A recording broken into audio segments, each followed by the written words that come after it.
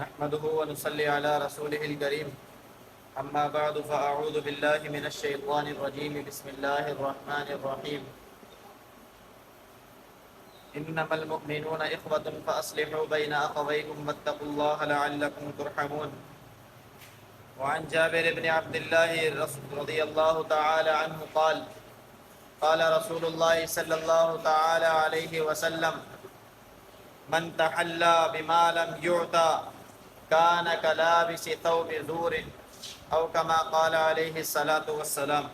صدق الله وصدق رسوله النبي الكريم ونحن على ذلك من الشاهدين والشاكرين والحمد لله رب العالمین.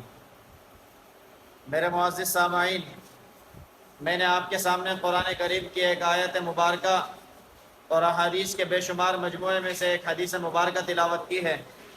دعا ہے کہ اللہ رب العزت صحیح بیان کرنے کی توفیق عطا فرمائے، مجھے اور آپ کو اس پر عمل کرنے کی توفیق عطا فرمائے. اس آیت مبارکہ کے اندر اللہ رب العزت تمام ایمان والوں کو اتحاد کی ایک اور شکل بتا رہے ہیں.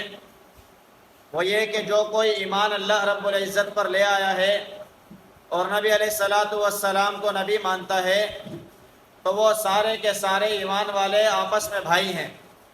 اگر ان کے درمیان کوئی اختلاف، کوئی مسئلہ ہو جاتا ہے تو چاہیے کہ ان کے درمیان صلح کرائی جائے، اور صلح اس لیے نہ کرائی جائے کہ ہمارا اپنا مفاد ہو، بلکہ اللہ کا خوف رکھتے ہوئے صلح کرائی جائے کہ ان کے درمیان اگر میں اتحاد کی طرف ان کو بلا رہا ہوں تو اللہ رب العزت مجھ سے راضی ہو جائیں گے، اللہ رب العزت اپنی رضا والے فیصلے میرے ساتھ فرما دیں گے، اللہ رب العزت میرے اور آپ کے نبی کو میری طرف سے اچھے پیغام پہنچا دیں گے، اور میرے اور آپ کے نبی مجھ سے اور آپ سے راضی ہو جائیں گے.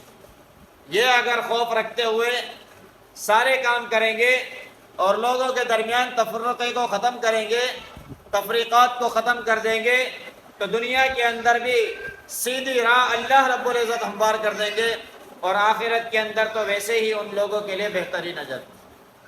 اللہ رب العزت نے اس کے نتیجے میں بھی یہی بتایا ہے. یہ سارے کام تمہیں کیوں کرنے کا حکم اللہ رب العزت نے دیا ہے؟ اللہ رب العزت فرماتے ہیں کہ یہ حکم اللہ نے تمہیں اس لیے دیا ہے تاکہ اللہ تم پر رحم کرے، تاکہ تم پر رحم کیا جائے. آج سارے کے سارے اپنے اپنے مسئلے میں الجھے ہوئے ہیں، اپنے اپنے آپ کو دیکھ رہے ہیں، ہر ایک اپنے نفس کی فکر میں ہے، ہر ایک اپنے گھر کی فکر میں ہے، ہر ایک اپنے کاروبار کی فکر میں ہے. دوسرے کے ساتھ زیادتی ہوتی ہے، دوسرے کے ساتھ ظلم ہوتا ہے تو اس سے کوئی سروکار نہیں رکھتے. اس کا نتیجہ یہ نکلتا ہے کہ جب اللہ کے حکم سے ہم دور ہو جاتے ہیں، اللہ کے حکم کو پورا نہیں کر پاتے، تو پہلے تو اللہ رب العزت نے کہا اگر تم ایسے کرو گے تو تم پر اللہ کی طرف سے رحم کیا جائے گا. لیکن جب ہم ایسا نہیں کرتے تو یہ ظلم بڑھتے بڑھتے ہم سب کو گھیر لیتا ہے کہ اس ظلم کے اندر ہم سارے برابر ہو جاتے ہیں، پھر ہم سارے کے سارے اس طوفان میں آ کر بربادی کی طرف جا رہے ہوتے ہیں. آج یہی کچھ ہمارے ساتھ ہو رہا ہے. نبی علیہ الصلاۃ والسلام کی جو حدیث مبارکہ میں نے آپ کے سامنے تلاوت کی، حضرت جابر بن عبداللہ رضی اللہ تعالیٰ عنہ فرماتے ہیں کہ نبی علیہ الصلاۃ والسلام نے فرمایا کہ ہر ایک شخص اسی چیز کے ساتھ اپنے آپ کو مزین کرے جو اللہ نے اس کو دی ہے، اس چیز کی طرف نہ جائے جو اللہ نے اس کو نہیں دی. آج ہو یہ رہا ہے کہ ہم میں سے ہر ایک اپنے آپ کو شان و شوکت ظاہر کرنے کے لیے، اپنے آپ کو دنیا کے اندر بڑا دکھانے کے لیے، اپنے آپ کو منصب والا دکھانے کے لیے، اپنے آپ کو دنیا کے اندر بلند جگہ پر تصور کروانے کے لیے اپنی ناک کا انا کا مسئلہ بنا لیتے ہیں، اپنی ناک اونچی رکھنے کے لیے اپنے معاملات انجام دے رہے ہوتے ہیں. تو اس کے نتیجے کے اندر نبی علیہ الصلاۃ والسلام نے فرمایا کہ کان کلابس ثوب زور، یہ ایسے ہے کہ گویا کہ اس نے پورا کا پورا اپنے آپ کو جھوٹ سے لپیٹ لیا. یعنی کوئی شخص اگر مالدار نہیں ہے، اپنے آپ کو مالداری ظاہر کرنے کے لیے چیزیں لگاتا ہے تو یہ اپنے اوپر ظلم کرتا ہے اور جھوٹ سے اپنے آپ کو مزین کر رہا ہے. ہاں اللہ نے اگر مالدار بنایا ہے تو اس کا اظہار کرنا اس کے اوپر لازم ہے کہ یہ نعمت کا شکر ہے، لیکن اگر کوئی شخص نہیں ہے تو وہ یہ کرے گا تو یہ اپنے ساتھ زیادتی کرے گا۔ اسی طریقے سے کوئی شخص علم والا نہیں ہے اور اپنے آپ کو علم والا ظاہر کرتا ہے تو یہ شخص اپنے ساتھ زیادتی کرے گا اور اپنے آپ کو بھی نقصان پہنچائے گا، اور جس چیز کے بارے میں معلومات فراہم کر رہا ہے اس شعبے کو بھی نقصان پہنچائے گا۔ اسی طریقے سے کوئی شخص کسی ڈاکٹر نہیں ہے اور لوگوں کو دوائیں اور ادویات تجویز کر رہا ہے تو وہ اپنے آپ کو بھی نقصان پہنچاتا ہے، لوگوں کو بھی نقصان پہنچاتا ہے۔ دینی معلومات اگر کسی کے پاس صحیح نہیں ہے اور لوگوں کے اندر منتقل کرتا ہے تو وہ اپنے آپ کو بھی نقصان پہنچائے گا اور لوگوں کو بھی نقصان پہنچائے گا۔ تو ہر چیز کے اندر اس حدیث مبارکہ کے اندر مجھے اور آپ کو روشنی مل رہی ہے، یہ حدیث مبارکہ میرے اور آپ کی رہنمائی کر رہی ہے کہ جو شخص اللہ رب العزت نے جس کو جو شعبہ دیا ہے، جس کو جس چیز سے اللہ رب العزت نے متعلق فرما دیا ہے، اب اس کو چاہیے کہ اس فیلڈ میں رہتے ہوئے کام کرے۔ ایک تو اس سے اپنے آپ کو علیحدہ نہ کرے، دوسرے نمبر پر جو نہیں ہے تو وہ اس کے اندر جائے بھی نہیں۔ آج سارا کا سارا ہمارے پاس فساد جو ہے وہ اسی روشنی کے اندر کہ ہم جو نہیں ہے ہم وہ کرنا چاہتے ہیں اور جو ہیں وہ ہم کرتے نہیں، یہ ہماری ناکامی کا سبب بنتا چلا جا رہا ہے۔ اگر ہر شخص اپنے شعبے کو پہچان لے تو ہر شخص دنیا کے اندر کامیاب ہو جائے۔ حضرت زید بن حارثہ رضی اللہ تعالی عنہ نبی علیہ الصلوۃ والسلام کے متبنہ تھے، بیٹا بنایا ہوا تھا۔ ایک دفعہ یہ کسی جگہ سے آئے تھے اور نبی علیہ الصلوۃ والسلام کے پاس غلامی کی حالت میں مکہ میں پہنچے تھے، تو نبی علیہ الصلوۃ والسلام نے ان سے حال دریافت کیا۔ اس کے بعد یہ نبی علیہ الصلوۃ والسلام پر ایمان لے آئے، اور کچھ عرصے کے بعد ان کے والدین ان کے چچا ڈھونڈتے ڈھونڈتے ان کو پہنچ گئے، تو وہ بڑے خوش ہوئے کہ ہم اپنے بیٹے تک پہنچ گئے۔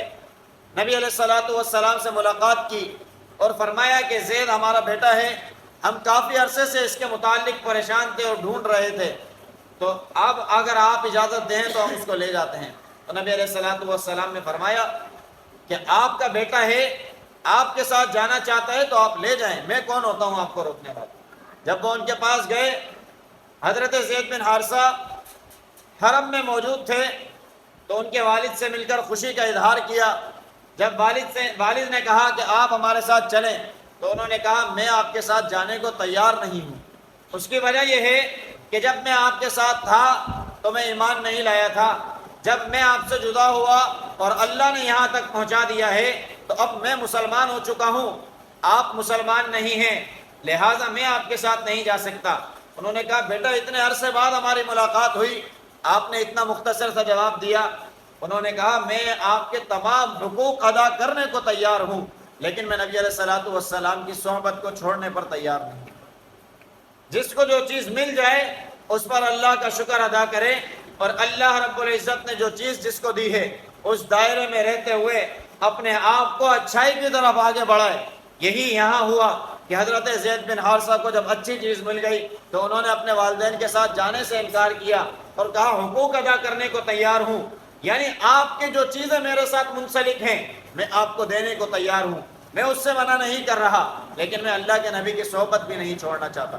پھر نبی علیہ الصلوۃ والسلام نے کہا آج سے زید میرا بیٹا ہے۔ زید بن حارثہ کو اس کے بعد اللہ کے نبی نے اپنا بیٹا بنایا اور متبنہ کا لقب ان کو دیا کہ یہ میرے بیٹے ہیں۔ لوگوں نے جب زید بن محمد پکارنا شروع کیا کہ یہ محمد کے بیٹے ہیں تو اللہ رب العزت نے آیت اتار دی ادعوہم لآبائہم ہوا اقسط عند اللہ، کہ جو ہے اس کو اسی جگہ پر رکھا جائے، اس کو اس کے منصب سے نہ نکالا جائے، اس کی جگہ سے نہ نکالا جائے۔ کہا کہ اس کو اس کے والد کے نام سے پکارنا زیادہ بہتر ہے، یہ اللہ کے نزدیک زیادہ انصاف کے لائق ہے۔ اللہ نے جس کو اولاد دی تھی اسی کی طرف منسوب کیا جائے، لہذا کسی اور کی طرف نہ منسوب کیا جائے۔ میں اور آپ جو دنیا کے اندر پریشان ہو رہے ہیں، میں اور آپ اپنے اپنے شعبے کو چھوڑ کر، اپنے اپنے دائرے کار کو چھوڑ کر، جو کہتے ہیں نا کہ اپنی چادر دیکھ کر پاؤں پھیلائے جائیں، ہم اپنی چادر کو نہیں دیکھتے، پاؤں پھیلانا شروع کر دیتے ہیں۔ اگر ہم اس دائرے میں رہ کر کام کریں گے تو یہ اسلام کی روشنی میں رہتے ہوئے میرے اور آپ کے لیے باعث نجات بھی بنے گا اور دنیا کے اندر سکون اور امن کا سبب بھی بنے گا۔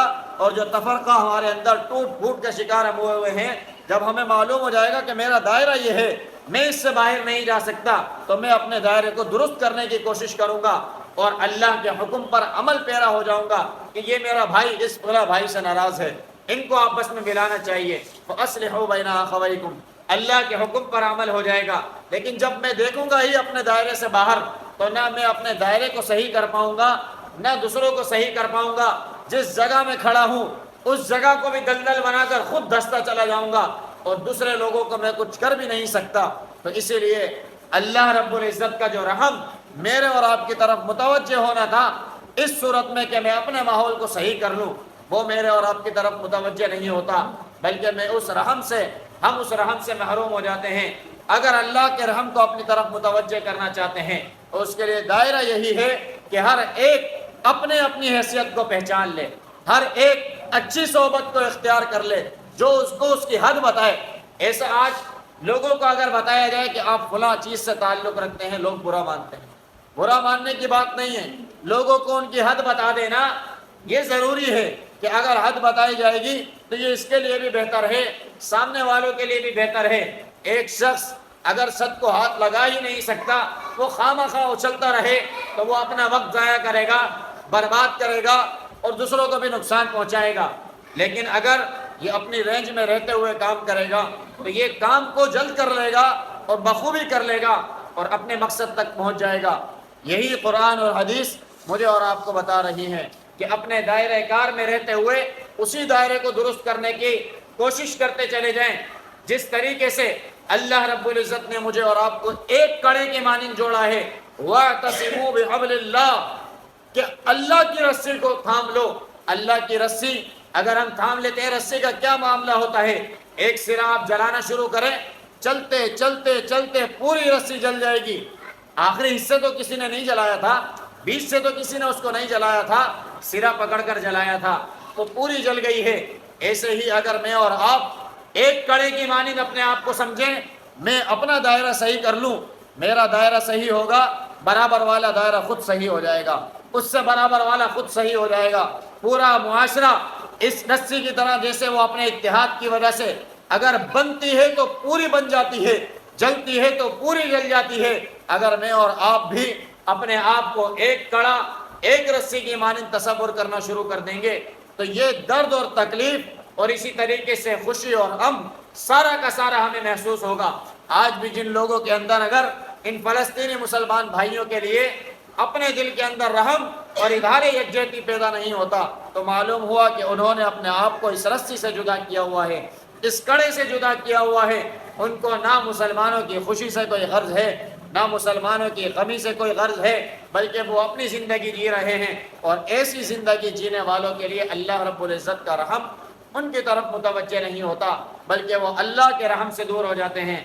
دعا ہے کہ اللہ رب العزت خود مجھے بھی اللہ رب العزت کے رحم کا مستحق بنا دے، آپ تمام میں سے ہر ایک کو بھی مستحق بنا دے۔ وآخر دعوانا ان الحمدللہ رب العالمین۔ الحمدللہ رب العالمین والعاقبۃ للمتقین والصلاة والسلام علی سید الانبیاء والمرسلین۔ اللہم انت السلام ومنک السلام تبارک یا ذا الجلال والاکرام۔ اللہ کریم ہمارے یہاں بیٹھنا اپنی بارگاہ عالیہ میں قبول فرما۔ اللہ کریم حاضرین کی حاضری کو قبول فرما۔ اللہ کریم قرآن اور حدیث کا سننا سنانا اور اس کے فہم ہم سب کو عطا فرما۔ اللہ کریم قبلہ اول بیت المقدس کی حفاظت فرما۔ اللہ کریم فلسطینی مسلمان بھائیوں کی مدد فرما۔ یا اللہ جو جہاد کر رہے ہیں یا اللہ تمام کی مدد اور نصرت فرما۔ یا اللہ تمام کی یا اللہ پشت کو مضبوط بنا۔ یا اللہ ان تمام کی مدد اور نصرت یا اللہ ملائک کے ذریعے فرما۔ یا اللہ آسمان سے مسلمانوں کی مدد کے لیے فرشتوں کو نزول فرما۔ یا اللہ جس طریقے سے آپ نے بدر میں مدد فرمائی، یا اللہ آج بھی مسلمان مدد کے منتظر ہیں، یا اللہ مسلمانوں کی مدد اور نصرت فرما۔ اللہ کریم جتنے بچے عورتیں یا اللہ جوان شہید ہوئے، یا اللہ تمام کی شہادتوں کو قبول فرما۔ یا اللہ جتنے زخمی ہیں یا اللہ تمام کو صحت عطا فرما۔ یا اللہ ان تمام کے لیے ہم سب کو بندوبست کرنے کی توفیق عطا فرما۔ یا اللہ ان تک امداد پہنچانے کی ہم سب کو توفیق عطا فرما۔ یا اللہ اپنی حیثیت کے مطابق ہم سب کو کوشش کرنے کی توفیق عطا فرما۔ یا اللہ اس قبلہ اول کو منور کرنے کی ہم سب کو توفیق عطا فرما۔ یا اللہ ہم سب کو اپنا حصہ ڈالنے کی توفیق عطا فرما۔ اللہ کریم حرمین شریفین کی حفاظت فرما۔ اللہ کریم ملک پاکستان کی حفاظت فرما۔ اللہ کریم ہمارے ملک کو امن و امان کا گہوارہ بنا۔ اللہ کریم ہمارے ملک کو عدل و انصاف کا گہوارہ بنا۔ اللہ کریم ہمارے ملک کو ظالموں سے نجات عطا فرما۔ اللہ کریم ہمارے ملک میں بسنے والے مسلمان اور تمام اقلیتوں کی حفاظت فرما۔ یا اللہ جہاں جہاں مسلمان پریشان حال ہیں، بیمار ہیں، مصیبت زدہ ہیں، تکلیفوں میں ہیں، یا اللہ تمام کی بیماریوں کو، پریشانیوں کو، تکلیفوں کو، مصیبتوں کو دور فرما۔ یا اللہ جتنے بے روزگار ہیں یا اللہ تمام کو حلال طیب روزگار عطا فرما۔ یا اللہ جتنے برسرے روزگار ہیں یا اللہ ان کے روزگار میں، گھر بار میں، کاروبار میں یا اللہ خیر و برکت عطا فرما۔ یا اللہ جتنے پیارے ہمارے اس دنیا سے چلے گئے اللہ سب کی کامل بخشش فرما۔ یا اللہ جتنے شہید ہوئے ہیں یا اللہ ان تمام کی شہداء کی شہادت کو قبول فرما۔ یا اللہ ان تمام شہیدوں کے خون سے پوری دنیا کے اندر اسلام کا بول بالا فرما۔ یا اللہ اس کو پوری دنیا کے اندر اسلام کے پھیلنے کا ذریعہ بنا۔ اللہم رب ارحمہما کما ربیانی صغیرا۔ صلی اللہ تعالی علی رسول خیر خلقہ محمد وعلی آلہ واصحابہ اجمعین، آمین برحمتک یا